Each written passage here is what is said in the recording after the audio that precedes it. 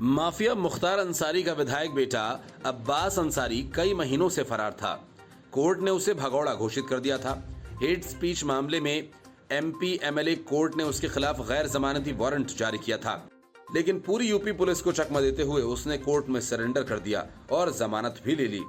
इसके बाद उसे लगा कि उसने यूपी पुलिस को बेवकूफ बनाकर मैदान जीत लिया, लेकिन योगी राज में बकरे की अम्मा कब तक खैर मनाती। आखिरकार जैसी करनी वैसी भरनी।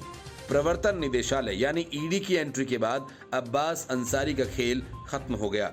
ईडी ने सुभाषपा विधायक अब्बास अंसारी को मनी लॉन्ड्रिंग केस में गिरफ्तार कर लिया। ईडी ने अब्बास अंसारी से इस पूरे मामले में 9 घंटे तक पूछताछ की, जिसके बाद उन्हें देर रात गिरफ्तार कर लिया गया। दरअसल अब्बास पूछे गए कई सवालों के जवाब दे नहीं पाए। अब्बास अंसारी को पूछताछ के लिए ईडी ने प्रयागराज दफ्तर में बुलाया था। ईडी ने अब्बास अंसारी से 2 राउंड में पूछताछ की थी। इससे पहले अब्बास से पहले राउंड की पूछताछ 20 मई को की गई थी। ईडी ने अब्बास अंसारी के खिलाफ पिछले महीने लुकआउट नोटिस भी जारी किया था। ईडी ने कुछ दिन पहले भी पूछताछ के लिए अब्बास को समन जारी किया था। उनसे करीब 9 घंटे तक ईडी की टीम पूछताछ कर रही थी, लेकिन अब्बास अंसारी ईडी के पूछे गए सवालों के सही जवाब नहीं दे सके। ईडी ने अब्बास से कुल 90 सवाल पूछे। इसके बाद अब्बास अंसारी मुश्किलों में घिरते नजर आ रहे हैं। सूत्रों ने बताया कि ईडी ने एक्सिस बैंक के कुछ अधिकारियों को भी बुलाया था, जिनसे अब्बास अंसारी के बैंक खातों के बारे में देर रात पूछताछ की गई। ईडी ने कुछ दिनों पहले ही विधायक अब्बास अंसारी और उनकी मां अफशा अंसारी के खिलाफ लुकआउट नोटिस भी जारी किया था। ईडी को इस बात की आशंका थी कि मनी लॉन्ड्रिंग केस में अब्बास और अफशा अंसारी गिरफ्तारी से बचने के लिए विदेश भाग सकते हैं। ईडी ने अब्बास अंसारी के ड्राइवर रवि कुमार शर्मा से भी 1.5 घंटे तक पूछताछ की, लेकिन उसका नाम और पता पूछे जाने के बाद ईडी ने उसे छोड़ दिया।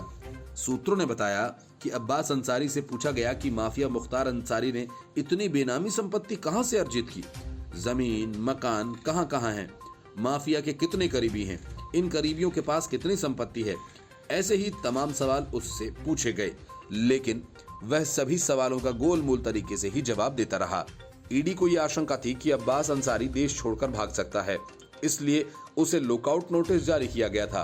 प्रवर्तन निदेशालय ने इससे पहले 20 मई 2022 को मुख्तार अंसारी के विधायक बेटे अब्बास अंसारी और छोटे बेटे उमर अंसारी से पूछताछ की थी।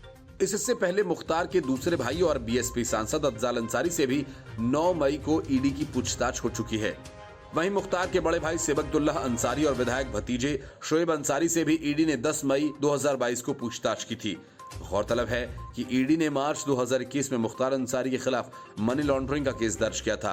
2020 में जाली दस्तावेज तैयार कर सरकारी जमीन पर कब्जा, लखनऊ में धोखाधड़ी कर संपत्ति अर्जित करने, धोखाधड़ी कर विधायक निधि निकालने के दर्ज मुकदमों के आधार बनाकर मुख्तार अंसारी के खिलाफ ईडी ने मनी लॉन्ड्रिंग का केस दर्ज किया था। ईडी मुख्तार अंसारी से भी नवंबर 2021 में बांदा जेल में जाकर पूछताछ कर चुकी है।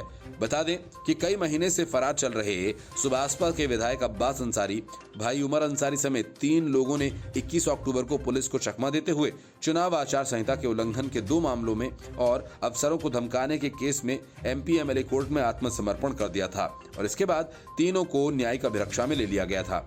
हालांकि करीब 3 घंटे बाद तीनों को जमानत दे दी गई थी। 3 महीने तक अब्बास अंसारी समेत तीनों आरोपी फरार थे। इसके बाद विधायक ने सुप्रीम कोर्ट में राहत की गुहार लगाई थी, जिस पर लखनऊ में दर्ज अवैध असलहे के मामले में अब्बास को गिरफ्तारी से 4 हफ्ते की अंतरिम राहत दी गई थी। लेकिन अब ईडी ने अब्बास अंसारी की मुश्किलें बढ़ा दी हैं। Report news of India.